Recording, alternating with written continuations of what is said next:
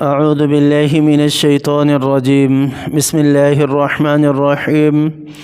إذ قال الله يا عيسى إني متوفيك ورافعك إلي ومطهرك من الذين كفروا وجاعل الذين اتبعوك فوق الذين كفروا إلى يوم القيامة ثم إلي مرجعكم فأحكم بينكم فيما كنتم فيه تختلفون فأما الذين كفروا فأعذبهم عذابا شديدا في الدنيا والآخرة وما لهم من ناصرين.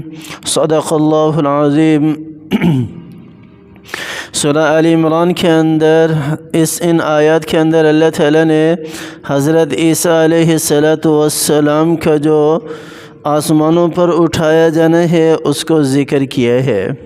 اس آیت کے اندر بہت ساری تفاسیر ملتی ہیں.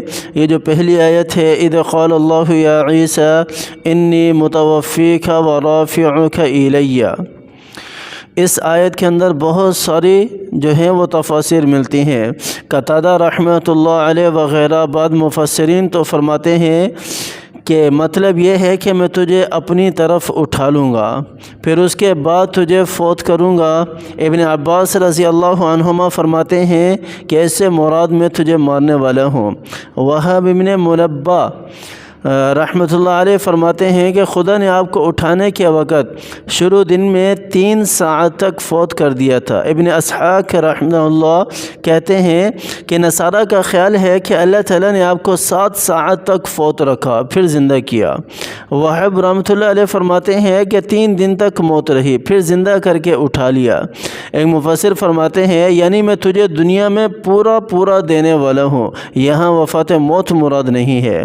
اس طرح ابن جریر رحمۃ اللہ علیہ فرماتے ہیں کہ یہاں پر متوفی کا جو لفظ استعمال کیا گیا ہے اس سے مراد رفع ہے، اور اکثر مفسرین کا یہی قول ہے. اور اس کے اوپر بہت ساری جو ہے وہ دلیلیں بھی دی ہیں قرآن سے بھی اور احادیث سے بھی. مراد یہاں پر وفات سے کیا ہے؟ نیند ہے، جیسے اور جگہ قرآن حکیم کے اندر ہے هو الذی یتوفاکم باللیل، هو الذی یتوفاکم باللیل، وہ خدا جو تمہیں رات کو فوت کر دیتا ہے یعنی سلا دیتا ہے. اور جگہ ہے اللہ یتوفی الانفس حین موتها والتی لم تمت فی منامها، یعنی اللہ تعالیٰ جانوں کو فوت کرتا ہے ان کو موت کے وقت، اور جو نہیں مرتی انہیں ان کی نیند کے وقت. رسول اللہ صلی اللہ علیہ وسلم بھی جب نیند سے بیدار ہوتے تھے تو کیا فرماتے تھے؟ آج کا ہر مسلمان یہ دعا پڑھتا ہے. کون سی دعا؟ الحمدللہ الذی احیانا بعدما اماتنا. اب یہاں پر بھی رات کو سونا ہے، رات کو کوئی مر تو نہیں جاتا نا، رات کو سوتا ہے. اور وہاں پر اذ قال اللہ یا عیسیٰ انی متوفیک، وہاں پر بھی اس سے مراد کیا ہے؟ نیند ہے. سونے کے بعد دوبارہ اٹھایا جانا ہے، جس طرح کہ آپ صلی اللہ علیہ وسلم کی اس حدیث کے اندر بھی ہمیں ملتا ہے الحمدللہ الذی احیانا بعدما اماتنا والیہ النشور، یعنی خدا کا شکر ہے جس نے مار ڈالنے کے بعد دوبارہ زندہ کیا. حضرت اور جگہ فرمان ہے وَبِكُفْرِهِمْ والی آیت سورۃ النساء کے اندر، جہاں فرمایا گیا کہ ان کے کفر کی وجہ سے اور حضرت مریم علیہ السلام پر بہتان عظیم دھرنے کی بنا پر، اور اس باعث کہ وہ کہتے تھے کہ ہم نے حضرت عیسیٰ علیہ السلام کو نعوذ باللہ قتل کر دیا، حالانکہ نہ قتل کیا ہے اور نہ ان کے لیے اللہ تعالیٰ نے ان کے لیے شبیہ ڈال دیا، وہ ان کو قتل نہیں کر سکے. اور یہاں پر جو تمام اہل کتاب ہیں وہ ان پر ایمان لائیں گے آخر میں جب حضرت عیسیٰ علیہ السلام کو دوبارہ نازل کیا جائے گا اور زمین پر اتارا جائے گا، اس وقت جتنے بھی اہل کتاب ہے عیسائی ہیں وہ حضرت عیسیٰ علیہ السلام پر ایمان لے آئیں گے. اور چونکہ حضرت عیسیٰ علیہ السلام آپ صلی اللہ علیہ وسلم کی شریعت کے پیروکار ہوں گے، رہیں گے تو نبی، لیکن آپ صلی اللہ علیہ وسلم کے دین کو لے کر چلیں گے اور آپ صلی اللہ علیہ وسلم کے دین پر عمل کریں گے. تو اس طرح جتنے بھی اہل کتاب جو عیسائی ہوں گے وہ آپ صلی اللہ علیہ وسلم کے دین پر چلنے والے ہوں گے. ابن ابی حاتم حضرت حسن سے فرماتے ہیں کہ انی متوفیکہ کی تفسیر یہ نقل ہے کہ ان پر نیند ڈالی گئی اور نیند کی حالت میں انہیں اللہ تعالیٰ نے اٹھا لیا۔ انی متوفی کا جس طرح کی یہ ساری دلیلیں قرآن پاک کی آیتیں بھی ہیں جو میں نے ابھی پڑھی ہیں، یہاں پر متوفی سے مراد کیا ہے؟ نیند ہے۔ اور اسی طرح حضرت حسن رضی اللہ تعالیٰ عنہ نے بھی فرمایا کہ یہاں پر متوفی کا سے مراد نیند ڈالی، اور نیند کے بعد پھر حضرت عیسیٰ علیہ السلام کو آسمان پر اٹھا لیا گیا۔ حضرت حسن رضی اللہ عنہ فرماتے ہیں رسول اللہ صلی اللہ علیہ وسلم نے یہودیوں سے فرمایا کہ حضرت عیسیٰ علیہ السلام مرے نہیں، وہ تمہاری طرف تو قیامت سے پہلے لوٹنے والے ہیں، وہ تمہاری طرف قیامت سے پہلے لوٹنے والے ہیں۔ یہی تفسیر ابن کثیر کے اندر بھی ذکر ہے، وَإِذْ قَالَ اللَّهُ إِنِّي يَا عِيسَىٰ إِنِّي مُتَوَفِّيكَ وَرَافِعُكَ إِلَيَّ وَمُطَهِّرُكَ مِنَ الَّذِينَ كَفَرُوا۔ یہ انی متوفیک ورافعک الی ومطہرک من الذین کفروا، اور اللہ تعالیٰ پاکیزہ کریں گے جس چیز کی تہمت انہوں نے لگائی تھی حضرت عیسیٰ علیہ السلام کے پاس۔ وجاعل الذین اتبعوک فوق الذین کفروا یوم القیامہ الی یوم القیامہ، اور اللہ تعالیٰ کہہ رہے ہیں کہ جو بھی آپ کی پیروی کرے گا، آپ کی اتباع کرے گا، ہم ان کو فوقیت دیں گے۔ کون سے لوگوں کے اوپر فوقیت دیں گے؟